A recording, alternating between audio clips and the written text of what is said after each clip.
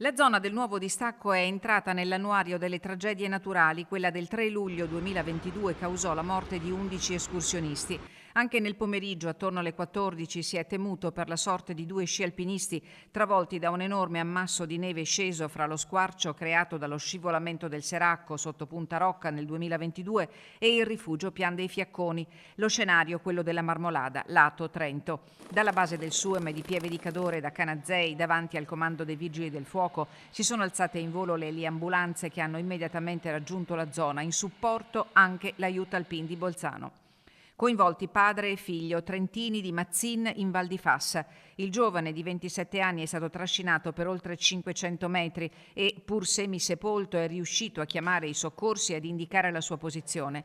Recuperato da Falco, è stato trasportato all'ospedale di Belluno in codice 2. Il padre di 68 anni, rimasto a Monte del Distacco, è rimasto praticamente illeso e accompagnato a Canazei dall'elicottero dell'aiuto alpin. I due pare stessero scendendo lungo la via Lidia, il classico ma insidioso fuoripista che si fa dopo la risalita con la funivia da Malgacciapela a Punta Rocca. Impressionanti i primi scatti della valanga rimbalzati sui social e diventati virali. Si possono osservare distintamente un taglio netto da sinistra verso destra e poco sopra un'altra piccola slavina che sembra partire fra le rocce. Oggi in quota a 3.343 metri il termometro segnava 8 gradi sotto zero, il bollettino valanghe indicava grado di pericolo 1. Apparentemente la condizione ideale per una escursione con le pelli si è affrontata di primo mattino.